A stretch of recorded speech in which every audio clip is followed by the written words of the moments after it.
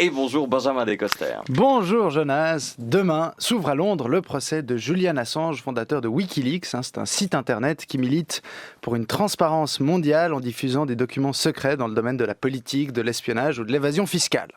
L'enjeu de ce procès, c'est de savoir si Julian Assange sera extradé aux États-Unis.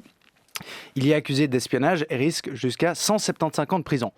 Bon, 175 ans de prison, on voit tout de suite que c'est pas une vraie peine de prison. 175 ans, c'est symbolique. Ou à la limite, c'est pour Suzette Michel Drucker.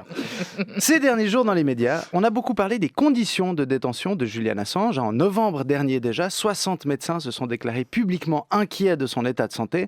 Et c'est grave, pour que 60 médecins soient inquiets en même temps, il faut qu'il n'y ait pas de neige à Zermatt, c'est dire. Mais là, c'est vrai que Julian Assange semble détenu dans des conditions inhumaines. Il a perdu 15 kilos, donc il est mal nourri, il est méprisé des autorités, il est isolé, il a même du mal à s'exprimer.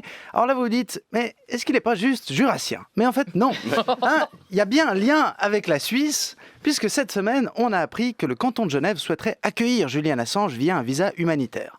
Ça sonne très bien dans la tradition humanitaire de la Suisse, mais moi, je ne crois pas que c'est vraiment par altruisme. Je veux dire, Genève, ils aiment trop se la raconter avec leur ville internationale. Là. On a l'ONU, on a l'OMS, on a le CICR. Ouais, mais vous avez aussi Luc Bartassa, alors la ramenez pas trop. C'est tellement facile d'être à Genève pour une organisation internationale. C'est comme quand tu es au Paquis, et si tu donnes un peu d'argent, tu peux rentrer. Bref, quand t'entends parler les politiciens genevois de la Genève internationale, tu sens bien que le jour où l'État islamique se fait éjecter du Moyen-Orient, les Genevois ils passent un coup de fil pour savoir s'ils veulent pas venir. Hello, it's Pierre Maudet from le voyage à Abu Dhabi. Do you know Mérin? It's much like une ville détruite après la guerre. You won't be dépaysé. Bon. Pour que le canton de Genève accueille Julian Assange, ça prendrait du temps. Il va falloir qu'il dépose une demande à la Confédération qui décidera. Et puis là, c'est pas gagné. Je veux dire. Pour le Conseil fédéral, les Wikileaks, l'informatique, tout ça, c'est compliqué. Ils ont 58 ans de moyenne d'âge. Moi, je pense qu'ils en sont encore au stade où ils croient que pour se connecter au serveur, il faut être télépathe dans un bistrot. Mais on peut quand même saluer la démarche genevoise parce que tout le monde n'est pas motivé à accueillir Julian Assange. Ça fâcherait les Américains et plein d'États ont peur de ça. Même les pays qui ont appris, grâce à Assange, qu'ils étaient espionnés par les Américains. Donc en gros, les lanceurs d'alerte, ils disent « Les Américains vous espionnent ». Et puis les pays espionnés répondent « Ah, quand même, ces lanceurs d'alerte, c'est des fouines. » Quand le sage montre la lune, l'idiot regarde Julian Assange. Bref. Le procès d'Assange durera en tout 4 semaines, preuve que cette affaire est complexe.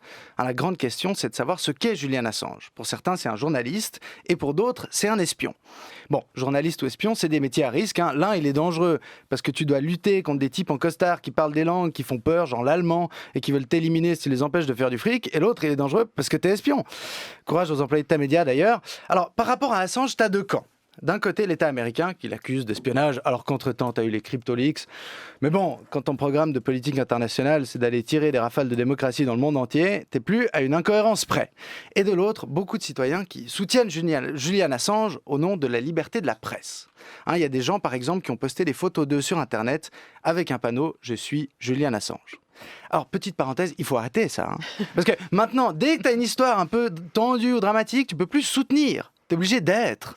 Au début, c'était Charlie. Ok, parce que même si c'est un journal, ça sonne encore comme un prénom. Je suis Charlie. Mais après, ça a été je suis Paris, je suis Notre-Dame. Mais non, on peut pas être une ville ou un bâtiment. Moi, je crois que je vais devenir lanceur d'alerte, me faire emprisonner, changer de nom, m'appeler con et voir s'il y a des gens qui crient je suis con. Puis au moins, ce sera vrai. Non, mais si on avait dit à Shakespeare ce que ça allait donner, il aurait pas dit être ou ne pas être la question. Il aurait dit démerdez-vous. Puis là, dans cette histoire, la vérité est certainement dans la nuance. Assange, il a fait des trucs avec Wikileaks. On peut dire que c'est plutôt bien, genre prouver des crimes de guerre des Américains en Irak. Mais il a aussi fait des trucs un peu nazes, comme publier les emails hackés d'Hillary Clinton. Et dans ce cas-là, est-ce que c'est vraiment du droit à l'information ? Parce que sur la boîte mail d'Hillary Clinton, il y aurait pu avoir une vidéo du pénis de Benjamin Griveaux, et là ça devient de la violation de vie privée. Bref, vous voyez que l'on soit le gouvernement américain, politicien français ou simple citoyen, l'heure est à la transparence morale, et malheureusement pour ça, il n'y a aucune terre d'asile.